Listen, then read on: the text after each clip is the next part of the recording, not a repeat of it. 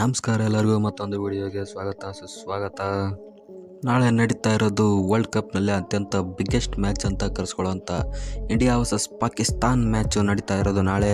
Same stadium India versus Ireland match ಎಲ್ಲಿ ನಡೆದಿತ್ತೋ same ಸ್ಟೇಡಿಯಮಲ್ಲೇ ಇಂಡಿಯಾ ವರ್ಸಸ್ ಪಾಕಿಸ್ತಾನ್ ಮ್ಯಾಚ್ ಕೂಡ ನಡೀತದೆ. ಆದರೆ ಸೇಮ್ ರಿಸಲ್ಟ್ ಬರದೇ ಇದ್ದರೆ ಸಾಕು ಅಂತ ಬೇಡ್ಕೋಬೇಕು ಆ ದೇವ್ರ ಹತ್ರ. ಒಂದೇ ಪಿಚ್ನ ಕೊಡೋದು ಬೇಡ, ಬೇರೆ ಪಿಚ್ನ ಕೊಡಲಿ. ಅಲ್ಲೇ ಒಂದು 5-6 ಪಿಚ್ಚಸ್ಗಳಿದೆ. ಇಂಡಿಯಾ ವರ್ಸಸ್ ಪಾಕಿಸ್ತಾನ್ ಮ್ಯಾಚ್ಗೆ ಸೆಂಟರ್ ಪಿಚ್ ಕೊಟ್ಟರೆ ಸ್ವಲ್ಪ ಉತ್ತಮ ಆಗ್ಬೋದು. ಎಂಥ ಡೇಂಜರ್ ಪಿಚ್ ಇದೆ ಅಂದರೆ ಇಂಡಿಯಾ ಆಡಿದ್ದು ಲಾಸ್ಟ್ ಮ್ಯಾಚು ಅಬ್ಬಾಬ್ಬಾ ಹೆಂಗೆಲ್ಲ ಬೌನ್ಸ್ ಹೊಡ್ಕೊಂಡು ಹೋಗ್ತೈತೆ ಅಂತ ನೋಡಿದ್ರಲ್ಲ ನೀವು. ಐರ್ಲೆಂಡ್ ಅವರು ಅಂಥ ಫಾಸ್ಟ್ ಏನಿರಲಿಲ್ಲ, ಜಸ್ಟ್ 135 ಬಿಲೋ 140 ಒಳಗಡೆ ಹಾಕ್ತಾಯಿದ್ರು. ಅಂಥ ಬಾಲ್ಸೇನೆ ರೋಹಿತ್ ಶರ್ಮಗೆ ಇಂಜುರಿ ಮಾಡ್ತು ಅಂದರೆ ಇನ್ನು ಪಾಕಿಸ್ತಾನ್ ಕಡೆ ಇರೋ ಫಾಸ್ಟ್ ಬೌಲಿಂಗ್ ಅಟ್ಯಾಕ್ನ ಇಮ್ಯಾಜಿನ್ ಮಾಡ್ಕೊಳ್ಳಿ. ಆ ಪಿಚ್ನಲ್ಲಿ ಯಾವ ಥರ ಬರ್ಬೋದು ಬಾಲ್ ಅಂತ. ಬೌನ್ಸ್ನ ಗೇಜ್ ಮಾಡೋಕ್ಕಾಗ್ತಾಯಿಲ್ಲ ಬ್ಯಾಟ್ಸ್ಮನ್ಸ್ಗೆ. ಇಲ್ಲಿ ಬೌಲಿಂಗ್ ಮಾಡೋದು ದೊಡ್ಡ ವಿಷಯನೇ ಅಲ್ಲ, ಬೌಲರ್ಸ್ಗೆ ಹೆಲ್ಪ್ ಇರೋಂಥ ಪಿಚ್ಚೇ ಇದು. ಇಲ್ಲಿ ಬ್ಯಾಟಿಂಗ್ ಆಡೋದೇ ಇರೋದು. ಪಾಕಿಸ್ತಾನ್ USA ಅಪ್ಸೆಟ್ ಮಾಡ್ಕೊಳ್ತು. ನಿನ್ನೆ ನ್ಯೂಜಿಲೆಂಡ್ಗೆ ಅಫ್ಘಾನಿಸ್ತಾನಿಂದ ಅಪ್ಸೆಟ್ಟು. ನೋಡಿ ಯಾವ ಥರ ಇದೆ ಅಂತ. ಇದು ಎಲ್ಲರಿಗೂ ಗೊತ್ತು, ಇದು ಟೆಂಪರರಿ ಪಿಚ್ ಅಂತ. ಅಡಿಲೇಡಿಂದ ತೊಗೊಂಡು ಬಂದು ಮಾಡಿರೋಂಥ ಪಿಚ್ಚು. ಅಡಿಲೇಡಿಂದ ಬಂದಿದೆ ಪಿಚ್ಚು ಅಂದರೆ ಅದು ಗೊತ್ತಾಗೇ ಆಗುತ್ತೆ, ಅಲ್ಲಿ ಬೌನ್ಸ್ ಇದ್ದೇ ಇರುತ್ತೆ ಅಂತ. ಬಟ್ ಇಂಗ್ಲೆಂಡ್ ಕಂಡೀಷನ್ಗೂ USA ಕಂಡೀಷನ್ಗೂ ವ್ಯತ್ಯಾಸ ಇದೆ.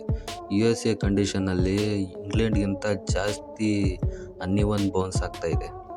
ಸ್ಪಿನ್ನಿಗೆ ಅಷ್ಟು ಟರ್ನ್ ಕೂಡ ಸಿಗಲ್ಲ, ಬಟ್ ಬೌನ್ಸ್ ಸಿಗುತ್ತೆ ಸ್ಪಿನ್ನಿಗೆ. ಅದಕ್ಕೆ ಇಂಡಿಯಾ 2 ಸ್ಪಿನ್ನರ್ ಜೊತೆ ಹೋಗ್ತಾ ಇರೋದು ಇಂಥ ಪಿಚ್ಚಲ್ಲಿ. ಫಸ್ಟ್ ಮ್ಯಾಚ್ಗೆ ನಾನೇನು ಪ್ಲೇಯಿಂಗ್ 11 ಮಾಡಿದ್ದೆ ಇಂಡಿಯಾ ವರ್ಸಸ್ ಐರ್ಲೆಂಡ್ಗೆ, ಸೇಮ್ ಪ್ಲೇಯಿಂಗ್ 11 ಆಡಿಸಿದ್ರು. ಬಟ್ ಅಕ್ಷರ್ ಪಟೇಲ್ ಬದಲು ನಾನು ಕುಲ್ದೀಪ್ ಯಾದವ್ನ ಹಾಕ್ಕೊಂಡಿದ್ದೆ. ಅವರು ಕುಲ್ದೀಪ್ ಯಾದವ್ ಬೇಡ, ನಮಗೆ ಬ್ಯಾಟಿಂಗ್ ಸ್ಟ್ರೆಂತ್ ಬೇಕು ಅಂತ ಅಕ್ಷರ್ ಪಟೇಲ್ನ ಹಾಕ್ಕೊಂಡಿದ್ರು. ನನ್ನ ಪ್ರಕಾರ ಪ್ಲೇಯಿಂಗ್ 11 ಏನೂ ಚೇಂಜ್ ಆಗಲ್ಲ. ವೆಸ್ಟ್ ಇಂಡೀಸ್ಗೆ ಹೋಗೋವರೆಗೂ ಇದೇ ಪ್ಲೇಯಿಂಗ್ 11 ಇರುತ್ತೆ. ಈ ಥರ ಪಿಚ್ಚಲ್ಲಿ ಬ್ಯಾಟಿಂಗ್ನಲ್ಲಿ ಸಕ್ಸಸ್ ಕಾಪಾಡ್ಕೋಬೇಕು ಅಂದರೆ ನಿಂತಾಡ್ತೀನಿ ತಡೆದಾಡ್ತೀನಿ ಅನ್ನೋದಕ್ಕಿಂತ ರಿಷಬ್ ಪಂತ್, ರೋಹಿತ್ ಶರ್ಮಾ ಯಾವ ಥರ ಆಡಿದ್ರಲ್ಲ, ನುಗ್ಗಿ ಆಡಬೇಕು. ಅದೇ ಥರ ಆಡಿದ್ರೇ ಇಲ್ಲಿ ಸರ್ವೈವ್ ಆಗೋಕ್ಕಾಗೋದು. ಅಡ್ಡಾದಿಡ್ಡಿ ಹೊಡೆದ್ರೇ ಇಲ್ಲಿ ಬದುಕೋಕ್ಕಾಗೋದು. ಯಾಕಂದರೆ ಮೋಸ್ಟ್ ಆಫ್ ದ ಬಾಲ್ಸು ವಿಕೆಟ್ಗೆ ಹಿಟ್ ಮಾಡಲ್ಲ. ಯಾಕಂದರೆ ಬೌನ್ಸ್ ಆ ರೇಂಜ್ಗಿದೆ. ಏನಾದರೂ ಮುಂದೆ ಬಾಲ್ ಹಾಕಿದ್ರು ಅಂದರೆ ಮಾತ್ರನೇ ಸ್ಟಂಪ್ ಹೊಡೆಯೋ ಚಾನ್ಸ್ ಇರುತ್ತೆ. ಇಲ್ಲ ಅಂದರೆ ವಿಕೆಟ್ ಬಿಟ್ಕೊಂಡು ಆ ಕಡೆ ಈ ಕಡೆ ಮಿಡ್ ವಿಕೆಟ್ ಕಡೆ ಅಲ್ಲೆಲ್ಲ ಅಡ್ಡಾದಿಡ್ಡಿ ಶಾಟ್ಗಳನ್ನ ಟ್ರೈ ಮಾಡಬೇಕು. ಹಂಗಿದ್ರೇ ಇಲ್ಲಿ ರನ್ಸ್ ಮಾಡೋಕ್ಕಾಗೋದು.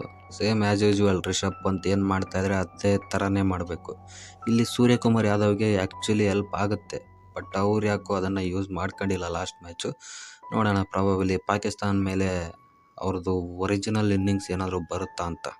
ಇನ್ನು ವಿರಾಟ್ ಕೊಹ್ಲಿ ಬಗ್ಗೆ ಹೇಳೋದು ಬೇಕಾಗೇ ಇಲ್ಲ. ಅವ್ರು ಆ್ಯಸ್ ಯೂಶ್ವಲ್ ಪಾಕಿಸ್ತಾನ ಮೇಲೆ ಹೆಂಗೆ ಆಡ್ತಾರೆ ಎಲ್ಲರಿಗೂ ಗೊತ್ತು. ಅದೇ ಥರ ಇನ್ನಿಂಗ್ಸ್ನ ಮತ್ತೆ ಎಕ್ಸ್ಪೆಕ್ಟ್ ಮಾಡ್ತೀವಿ. ನೋಡೋಣ ಯಾವ ಥರ ಆಡ್ತಾರೆ ಅಂತ. ಸಿಕ್ಕಾಪಟ್ಟೆ ಹೈಪ್ ಅಂತೂ ಇದೆ ಈ ಮ್ಯಾಚ್ಗೆ. ಆದರೆ ದಯವಿಟ್ಟು ಒನ್ ಸೈಡೆಡ್ ಆಗದೆ ಇದ್ದರೆ ಸಾಕು. ICC ಅವರು ಈ ಥರ ಪಿಚ್ಗೆ ಅದೇನು ಕ್ರಮ ತಗೊಳ್ತಾರೆ ಅಂತ ಗೊತ್ತಿಲ್ಲ. ಈ ಥರ ಪಿಚ್ಗೆ ಇವರು ಏನು ರೇಟಿಂಗ್ ಕೊಡ್ತಾರೆ ಅಂತ ನೋಡಬೇಕು.